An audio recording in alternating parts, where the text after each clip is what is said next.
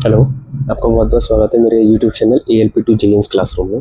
तो पिछली वीडियो में मैंने CBT1 के बारे में बताया था ALP 2026 वाली वैकेंसी के लिए। तो इस बार मैं CBT2 के बारे में बताऊंगा 2026 में जो ALP की वैकेंसी आई है। चलिए देखिए, CBT2 का अगर आप सिलेबस देखेंगे तो दो भाग में बटा हुआ CBT2, पार्ट ए और पार्ट बी। तो पार्ट ए में वही कि मैथ रीजनिंग आएगी और BSc यानी बेसिक साइंस इंजीनियरिंग, लेकिन पार्ट बी जो है वो आपका ट्रेड का आएगा। जो भी ट्रेड आपकी ITI की है उसी ट्रेड से रिलेटेड क्वेश्चन आएंगे। अब रही बात मैथ और रीजनिंग का तरीका, आपको पता है क्या कैसे करना है, लेकिन बेसिक साइंस इंजीनियरिंग आप कहाँ से करोगे मैं आपको वो बता देता हूँ कि बेसिक साइंस इंजीनियरिंग ना आप वहाँ से कर सकते हो कि जो साइंस मैग्नेट का कोर्स है, जो नीरज सर पढ़ाते हैं उनसे आप बैच परचेज कर लीजिएगा। ठीक है, बेसिक साइंस इंजीनियरिंग के लिए बता रहा हूँ क्योंकि उनका जो लेवल है बहुत बढ़िया है और पॉइंट टू पॉइंट बात करते हैं, एग्जाम रिलेटेड रिविलियंट पूरा सिलेबस होगा, आलतू फालतू चीज़ नहीं मिलेंगे आपको देखने को। लेकिन करना कैसे वो समझेगा। अब ऐसा नहीं कि सर ने PDF दे दी, जो क्वेश्चन सर ने कराए सिर्फ तुम उतना ही एफर्ट दो, ये गलत है। अगर सर ने कंसेप्ट करा दिए, अपनी तरफ से MCQ करा दिए, तो आप कोशिश करिएगा BSc की एक बुक आती है, या तो किरण की ले लेना या फिर यूथ कंपटीशन टाइम की। अब करना क्या कि जैसे सर ने कोई टॉपिक कराया उसको साथ ही साथ PDF से रिवाइज मार लिया।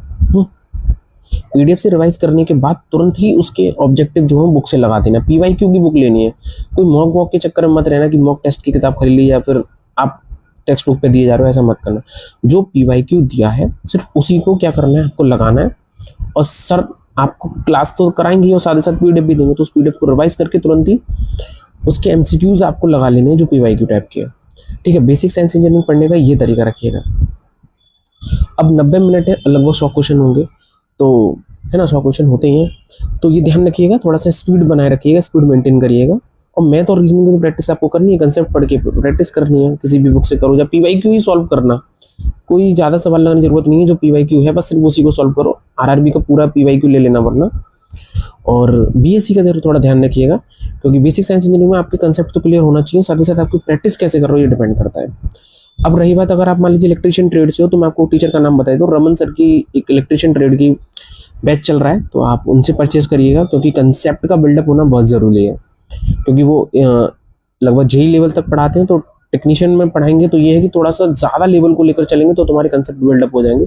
अगर मान लीजिए पेपर का लेवल थोड़ा सा अप होता है अगर एग्जाम में, तो आप घबराएंगे नहीं।